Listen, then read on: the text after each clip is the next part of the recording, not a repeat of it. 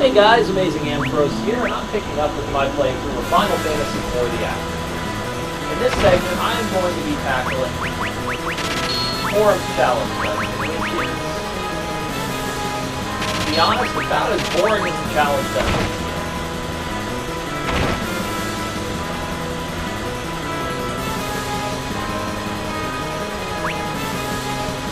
The theme of this dungeon is running around and helping. The dungeon's a big maze. You start at a random point in the maze, and you're expected to go around and help as many people as you can. Now, I'm going to be honest, I'm not going to be very helpful. I'll help anyone who's on my way into the team, but otherwise, my goal is to loot all the treasure chests, and just hope I get at least one item that is of some use to me, and hope I survive all this looting without totally draining myself.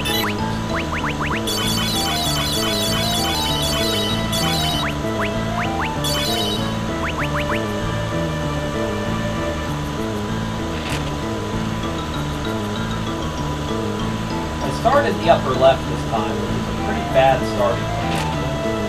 But everything in this dungeon is just random, so you pretty much just have to take what you get.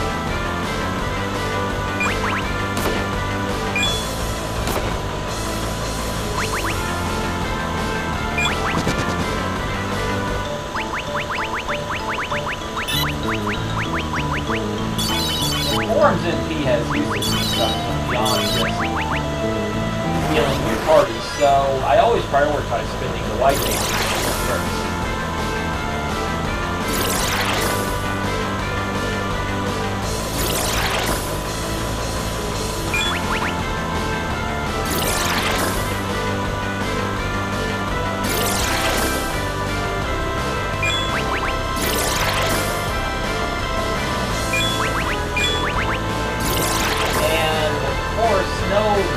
Incredibly drawn out this dungeon will be complete without easily.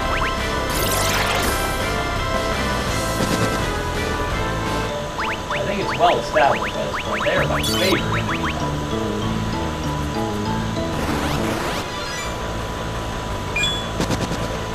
If only every encounter were like that.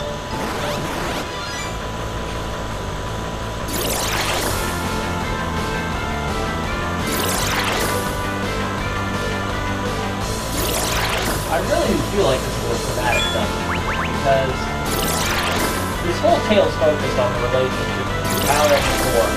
Now they've kind of grown apart, with Paladin making all these exciting travels around the world, doing bold, reckless things, while Porom tries to be responsible, and mostly doesn't get paid off for it. He gets stuck doing boring things that end up actually being a lot of fun. Well, dungeon is nothing if not boring, but a lot of fun. Come on, old man. That was about half of Porom's MP.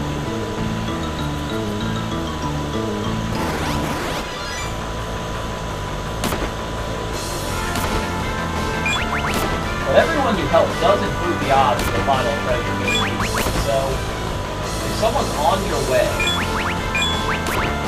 and not difficult to help. The old men are usually the easiest people to help. It's a good idea to help them.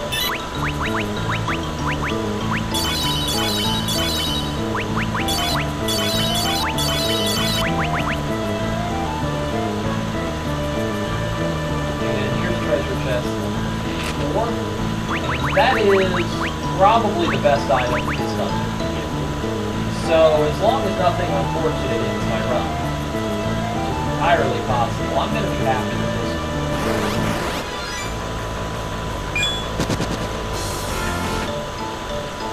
And here's number 5 right here. Actually, no, this is only number 4.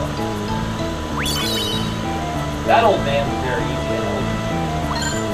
I'll give him 5 tenths too. I somehow doubt whatever I'm going to get at the end is going to be worth that 500, but let's get the people to do this. Much as it's not my nature. The young men always ask for random items. And if you actually have a strategy of helping all the young guys, it gets expensive really fast. Okay, decision to make. Do I go for the last two treasures?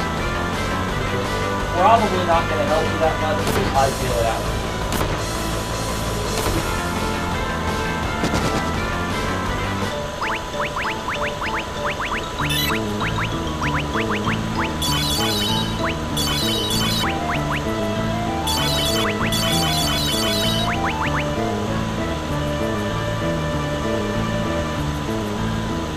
I'm going to hightail it out. Because the odds of me getting anything down south that is worth risking the power staff on, and it is a risk because my mages are already running low on MP. It just doesn't make sense.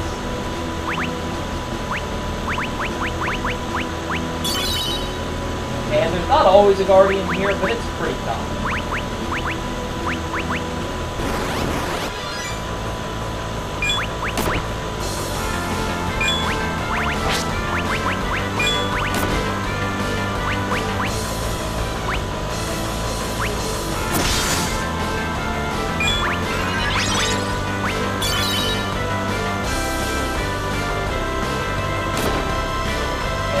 To target the white mage and black mage, because it's better if they die.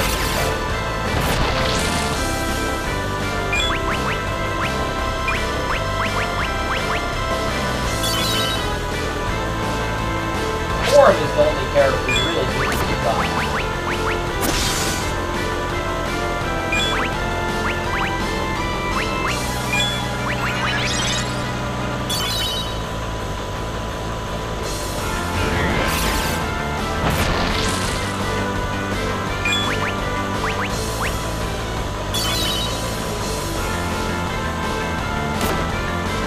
There we go.